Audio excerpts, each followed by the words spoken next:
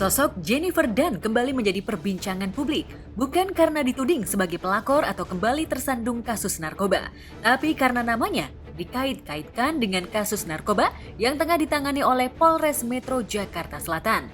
Pasalnya, Bobby Michael Reza, mantan suami artis yang akrab disapa JJ itu, terciduk oleh tim Satres Narkoba Jakarta Selatan Kamis kemarin. Kepada sejumlah media, Kasih Humas Polres Metro Jakarta Selatan membenarkan penangkapan Bobby Michael Reza. Hanya saja hingga semalam, pihak kepolisian belum merilis kronologi pencidukan Bobby, termasuk narkoba jenis apa yang diduga disalahgunakan oleh mantan suami Jennifer Dunn itu. Menikah dengan Jennifer Dunn pada 2015, Bobby sempat disebut-sebut berhasil membimbing JJ menuju pertobatan. Terlebih saat itu, Bobby adalah seorang pebisnis dan pendidik yang diteladani banyak orang. Selain pernah menjadi guru di playgroup Kinderfield Sudirman Park, sejak tahun 2013, Bobby juga mengajar IPA dan matematika untuk anak-anak sekolah dasar. Namun sayangnya, tahun 2016 Bobby menalak JJ secara agama. JJ yang belum memiliki akta cerai, pada tahun 2017 diketahui menikah lagi dengan pengusaha Faisal Haris hingga ia sempat dituding melakukan poliandri. Sayangnya, saat hendak mengurus perceraiannya secara resmi, JJ justru tersandung kasus narkoba dan kembali masuk rutan Pondok Bambu selama 10 bulan. Setelah bebas pada Oktober 2018, JJ langsung mengurus perceraiannya dengan Bobby. Artis sensasional itu mengaku tak pernah kontak dengan sang mantan suami setelah resmi memperoleh akta cerai. Tak heran JJ kesal ketika sebagian netizen menduga saat masih berstatus istri Bobby, dirinya lah yang mengenalkan narkoba kepada pria yang pernah bekerja sebagai account manager di sebuah perusahaan bonafit itu. Lalu benarkah hasil tes urin menunjukkan bahwa Bobby positif mengonsumsi psikotropika jenis sabu?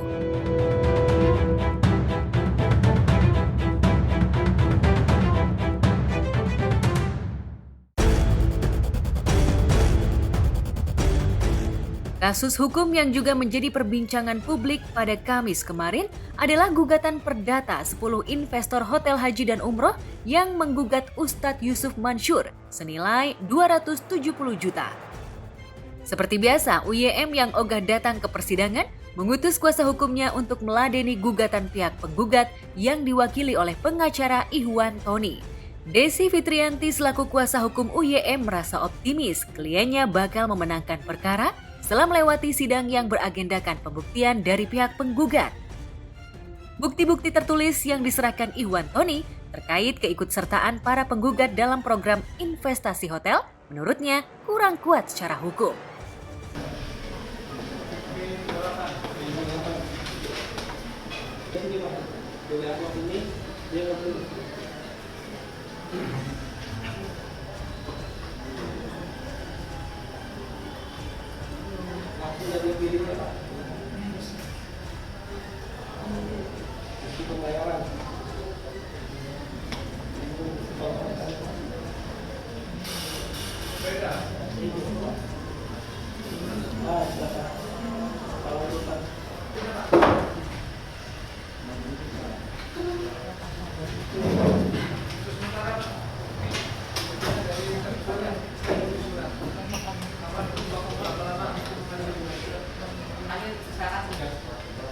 Hari ini masih pembuktian dari pihak penggugat ya, para penggugat. Pihak penggugat itu memang wajib membuktikan gitu loh. Jadi mereka yang mendalilkan, kalau di asas hukum perdata itu siapa yang mendalilkan, dia yang membuktikan gitu loh. Nah, jadi mereka harus memberikan bukti yang selengkap-lengkapnya gitu loh, biar nanti hakim bisa melihat kebenaran dari masalah ini di mana gitu loh. Bukti tambahannya ada tadi sertifikat ya, bahwa ada aliran dana dari klien kita ke rekening atas nama saudara Yusuf Mansur. Dengan sertifikat itu sudah ada pengakuan sebagai bukti keikutsertaan klien kita terhadap patungan usaha yang diprakasai oleh saudara Haji Yusuf Mansur. Minta mana nih bu aslinya, nggak bisa nunjukin. Nah, jadi berantakan gitu loh. Ya saya mempertanyakan ada perjanjian kesepakatan, cuman karena di itu berkasnya agak tebal, jadi kita diberi waktu namanya insage untuk melihat berkas. Sudah 9 bulan persidangan, kasus investasi hotel yang sudah diperkarakan sejak 2021 itu masih dalam tahap pembuktian. Lamanya persidangan lantaran UYM dijerat 3 kasus lain yang membuat pihak Pengadilan Negeri Tangerang Kota beberapa kali menunda persidangan. Selain itu, para penggugat yang kebanyakan tinggal di luar kota belum sempat bersaksi di persidangan, mengingat keterbatasan jarak dan waktu. Lalu benarkah minggu depan sejumlah penggugat akan datang ke Tangerang untuk bersaksi di pengadilan? Nanti besok pas saksi datang, saksi kita hadirkan dari luar kota.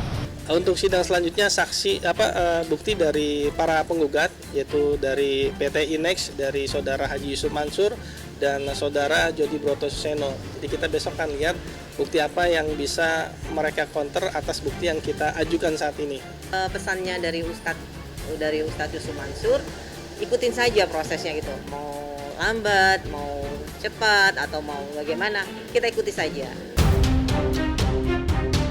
Digugat nyaris berbarengan dengan kasus tabung tanah, namun sidang kasus investasi hotel haji dan umroh seolah berjalan lambat.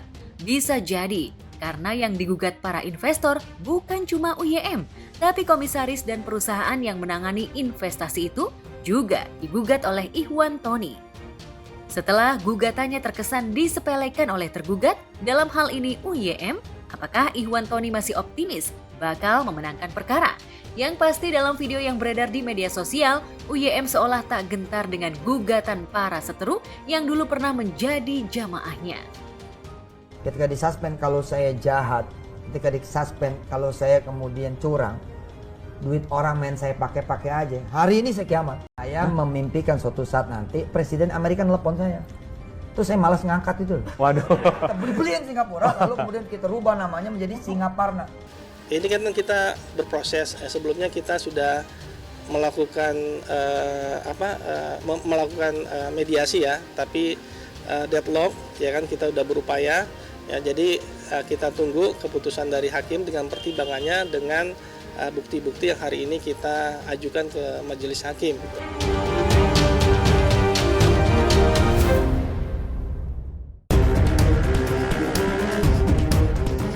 Di Pengadilan Negeri Jakarta Selatan, sidang kasus penggelapan dana yang dilaporkan Denny Sumargo juga masih berkutat dalam tahap pembuktian. Ditya Andrista, mantan manajer Densu yang digugat 733 miliar, selalu hadir dalam sidang. Sementara Densu hanya hadir 1 kali, yaitu saat ia bersaksi di depan majelis hakim.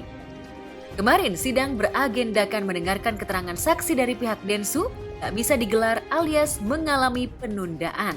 Sayangnya, pihak JPU tidak menyebutkan alasan penundaan itu.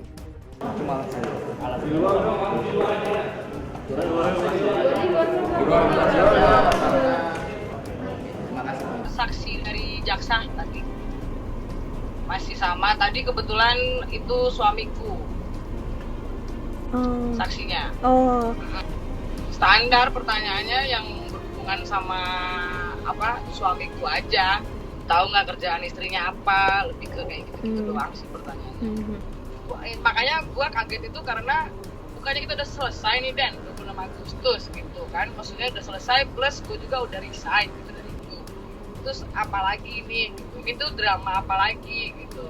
Maksudnya kalau misalnya gue ini ratusan miliar atau triliunan yang juga gue nggak bisa bayar ke lu misalnya, ya silakan. Ini kan kalau setelah dihitung-hitung kan yang minus ternyata dia gitu loh. Lah kok gue yang dilaporin gitu, itu aja gue nggak berharap lu bayar minusnya lu gue.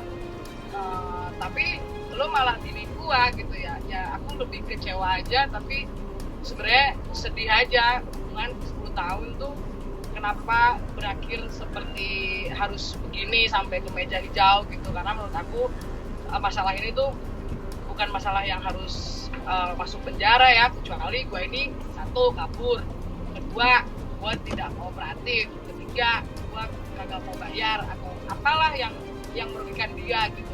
Gue kan enggak, gue kan sudah selesai semuanya gitu.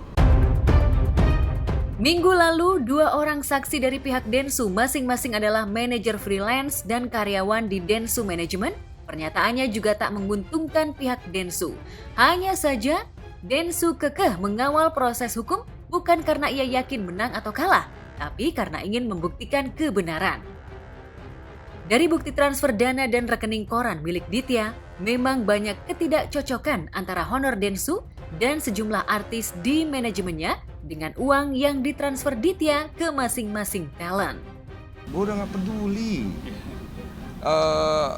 Karena kalau gue pribadi dulu jawab ya, masalahnya gue mau menang mau kalah itu bukan hal penting. Yang bikin saya sebenarnya maju lebih jauh ini kan sebenarnya karena dia menggunakan identitas saya untuk mengambil hak dari talentnya dia.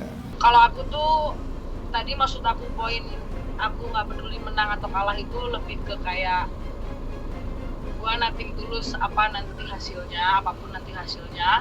Yang penting tuh poinnya adalah kebenarannya tuh sudah tersampaikan dengan baik. Percaya aja, gue juga nggak ngerasa diri gue juga benar. Mungkin gue juga ada salah, tapi ya aku tuh dari awal tuh pengennya fair aja gitu.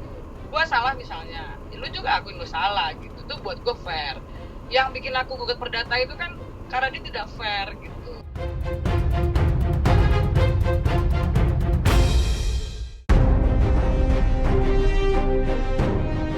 Berharap kasus pencemaran nama baik yang dilaporkannya segera disidangkan, namun Kartika Putri harus rela bersabar bila ingin melihat Dr. Richard Lee seterunya duduk di kursi panas pengadilan. Pasalnya kasus yang dilaporkannya tahun lalu itu belum P21 atau belum lengkap berkas perkaranya sehingga belum bisa dilimpahkan ke kejaksaan. Karput yang merasa nama baiknya dicemarkan Dr. Lee lantaran dituding mempromosikan krim abal-abal tidak terima dengan review dan serangan frontal Dr. Lee di sejumlah konten YouTube. Ya itu sih, kemarin saya sempat bertanya kepada penyidik kasus saya yang sudah saya laporkan hampir dari tahun 2020. Saya sempat tanya, katanya sekarang sudah dilimpahkan lagi kejaksaan gitu, tinggal di P21 kan. Makanya kita tinggal menunggu kejaksaan mengeluarkan surat P21 agar disidangkan. Ya karena itu tadi yang aku bilang kan, 2 tersangka dan yang satunya ada LPA, laporan pihak kepolisian yang melakukan atau pihak penyidik. Sehingga kan ini sudah ada upaya-upaya penghilangan barang bukti gitu. Jadi buat aku kalau sampai tiba-tiba diberhentiin ya jadi pertanyaan lagi sih. Karena kenapa dilempar sana sini makin lengkap saksi ahli dan juga bukti yang ada harusnya di P21 kan. Sudah ditetapkan sebagai tersangka sejak tahun 2021, namun Dr. Lee masih bebas berkeliaran. Bahkan cukup gencar menggiring opini publik bahwa ia tak pernah bermaksud mencemarkan nama baik Karput, namun hanya mengatakan fakta secara medis. Padahal, Dr. Lee yang juga merilis krim kulit dinilai tidak punya kapasitas untuk mereview produk pesaing, apalagi menjatuhkan kompetitor dengan cara-cara yang tidak fair. Salah satu tindakan Dr. Lee yang tidak fair adalah perbuatan yang dikategorikan akses ilegal dengan meretas barang bukti sitaan tim penyidik, yaitu akun Instagramnya. Gara-gara kasus akses ilegal itu, Dr. Lee bahkan sempat diciduk 2 kali. Sebagai seteru, tentu saja Karput berharap Dr. Lee dihukum semaksimal mungkin. Kita sebagai warga negara tuh jadi mempertanyakan lagi keadilan, tidak ada yang diistimewakan, jangan sampai ada yang diistimewakan dan dikhususkan. Itu aja sih, kita lagi menagih sebagai warga negara biar disamaratakan hak-haknya. Mohon maaf, untuk ini saya akan ngomong mungkin setelah masalahnya nanti selesai atau seperti apa yang ada kegiatan lebih lanjut ya, saya nggak no comment. Tapi kasus masih berjalan? No comment juga, saya nggak tahu. Saya tunggu panggilan aja, saya ikut hukum yang berlaku ya Bang ya. Kooperatif dong. Saya paling kooperatif, siapapun yang panggil saya pasti datang.